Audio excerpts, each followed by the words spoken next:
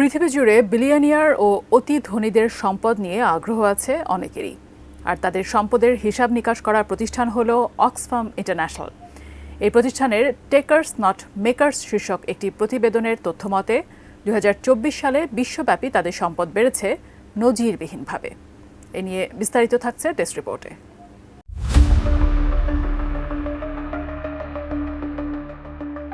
একদিকে যখন সুইজারল্যান্ডের দাভোসে রাজনৈতিক ও আর্থিক এলিটরা তাদের বার্ষিক সম্মেলনের প্রস্তুতি নিচ্ছে, ঠিক তখনই এই প্রতিবেদন প্রকাশ করা হয়, যেখানে উল্লেখ করা হয় গত বছরের তুলনায় বিলিয়নিয়রদের সম্মিলিত সম্পদ 2 ট্রিলিয়ন থেকে বেড়ে দাঁড়িয়েছে 15 ট্রিলিয়নে।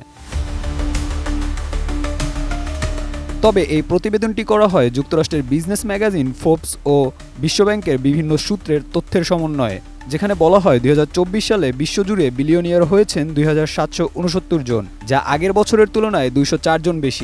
একনল হ্যান্ড ওয়াশ 100% প্যারাবেন ফ্রি, তাই নিরাপদ হাতের জন্য আস্থা রাখুন একনলে।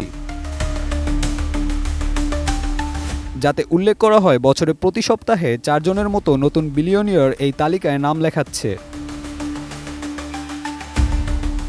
অক্সফাম ইন্টারন্যাশনালের এক্সিকিউটিভ ডিরেক্টর অমিতাভ বেহার বলেন, বিলিয়নিয়ারদের সম্পদ সঞ্চয়ের হার শুধু 3 গুণ বেড়েছে তাই নয়, সাথে তাদের ক্ষমতাও বেড়েছে। ধারণা করা হচ্ছে খুব শীঘ্রই এই তালিকায় ট্রিলিয়নিয়ার যুক্ত হবে। অক্সফাম আরও জানায়, একক ধনকুবেরের সম্পদ গড়ে $20 লাখ করে বেড়েছে প্রতিদিন, যেখানে শীর্ষ 10 ধনকুবেররা প্রতিদিন $10 কোটি করে অর্থ সম্পদের মালিক হয়েছেন। যদি এমন হয় যে তারা রাতারাতি তাদের সম্পদের 99% হারিয়ে ফেলে, তবুও তাদের কোনো আঁচ লাগবে না।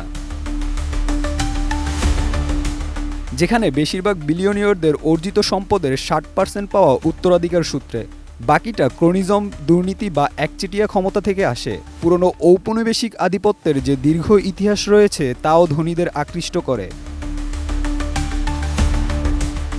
তবে আমাদের বিশ্ব অর্থনীতির সিংহভাগই মুষ্টিমেয় সুবিধাভোগীদের দখলে।